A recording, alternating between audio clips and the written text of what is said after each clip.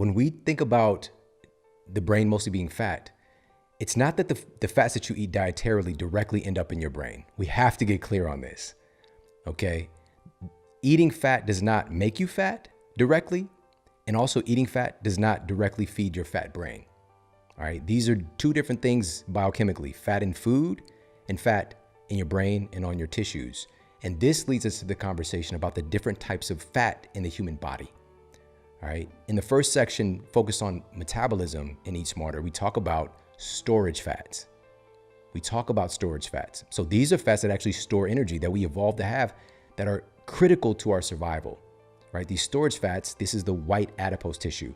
This is the subcutaneous fat, the visceral fat, and the intramuscular fat. These are storage fats. Your brain does not have storage fats. This is something totally different. These are structural fats. The human brain is structural fats, not storage fats. It's an evolutionary development, because in times of famine, if your brain was made of storage fats, theoretically speaking, your body would start to eat your brain. Your brain would eat itself, and like built-in zombie food, basically, if you were experiencing a time when you didn't have food. So this is why the brain itself is not made of storage fats. It's made of structural fats. And so in creating that structure, a lot of the structural fats are actually developed and kind of infused into our brains when we're babies, and when we're little babies, right? Specifically saturated fat, critical to brain development, right? The brain is sopping up saturated fats like a biscuit. When you're a baby, mother's milk is upwards of 50% saturated fat. Did nature make a mistake? Saturated fat's been vilified, then vindicated, and vilified, and vindicated. And then even now, like recently, it came out again, saturated fats, it's gonna kill you. It's a big difference between saturated fats found in processed foods and also saturated fats found in nature. Right off the bat, that differentiation is typically not made when you hear these studies about how bad saturated fat is. But just look at the #1 primary human food. You know, mother's milk, breast milk, being upwards of 50%, you know, could be 30%, 40%, upwards of 50% saturated fat. And it's primarily going to feed the developing human brain, the most complex, powerful entity in the known universe. Now, here's the rub. Those receptors, or those channels to allow saturated fat into the human brain through the blood-brain barrier, when you're an infant and then moving into early childhood, they're open. But as time goes on, those receptors and the accessibility in the human brain to absorb saturated fats into the brain itself goes down, until when you reach adulthood, they're all but shut off. But saturated fat is so important that the human brain will make it itself.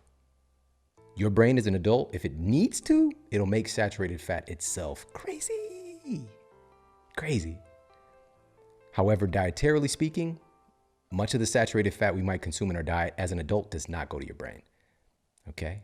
So I just want to share that little tidbit there and understand that, again, the fat in foods does not directly translate to the fat on our bodies, right? Storage fat or structural fats. But there are specific fats that do contribute to the performance and rebuilding your structural fats in your brain. And let's talk about what those are. Research published in the American Journal of Clinical Nutrition discovered that increasing dietary levels of DHA, the essential omega-3 fat DHA, was able to improve both memory and reaction time in healthy test subjects. DHA is such a critical part of memory formation that you can literally forget about making memories without it. You need DHA. It is so important as a structural fat and also in enabling and supporting communication between your brain cells. DHA is essential. Now, this gets into the conversation about this omega-3 category of essential fats. There's so many different types.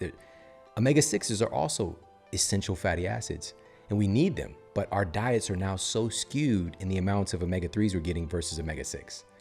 And so we go into that in the relevance with metabolism, but also in relevance with brain health today in the average American diet, which historically we'd have around 3-to-1 omega-6 to omega-3 ratio. Omega-6s are more noted to be the pro-inflammatory omega fatty acids, which we need them. We need them for certain processes, but being that they're pro-inflammatory, they can cause some major problems, and also major problems with inflammation in our brain, which we'll get to in a moment. But the omega-3s are the anti-inflammatory category, and we need them as well to help to maintain that balance. And so, being that this is the case, we have to put a greater emphasis today more than ever, and everybody listening from this day forward, put an emphasis on getting DHA and EPA into your bodies. Your brain needs it. It craves it. It's one of the most important nutrients that we're simply not getting enough of, and most of us have no idea. This particular nutrient directly improves your memory. All right, we have study after study after study I put in Eat Smarter demonstrating how DHA and EPA specifically help to improve your memory. All right, it's clinically proven, study after study. Now, here's the other side of the conversation. These are so important for the structural integrity of the brain. Again, we're talking about structural fats and structural integrity. These are so important for the structural integrity of the brain that a study published in the journal Neurology using MRIs revealed that people consuming the lowest amount of EPA and DHA in their diets had accelerated brain shrinkage. Their brains were literally shrinking. This isn't the kind of shrinking when it's cold outside. Right? This isn't that kind of shrinkage. This isn't like, oh, the water, you get in the cold water and there's get some shrinkage. This is more of like the permanent kind, okay? Don't touch me, it's a shrinkage, it's cold. No, this is like, oh, my brain could be messed up for the rest of my life and cause degradation in my cognitive performance. We have to protect our brains and provide these essential nutrients. So EPA and DHA. They stated in the study that people who ate the least amount of DHA, which was less than 4 grams in this study, showed the highest rates of brain shrinkage, while those who ate 6 grams or more had the healthiest shrink-proofed brains. That barometer, that baseline is just about a teaspoon, a little more than a teaspoon a day, protected against accelerated brain aging and shrinkage. Nobody likes shrinkage. You want to be at your full glory. All right. Now, where are we going to get these from? Where are we getting our DHA and EPA? For most folks, it's attributed to fish and fish oil, but Eat Smarter is really a unifier. It's a unifier of all diet frameworks. So regardless of what diet framework you might have been subscribing to, whether it's vegan, whether it's paleo, whether it's keto, whether it's pescatarian, whatever the case might be, it is addressing the most powerful principles and nutrients across the board, regardless of your diet framework.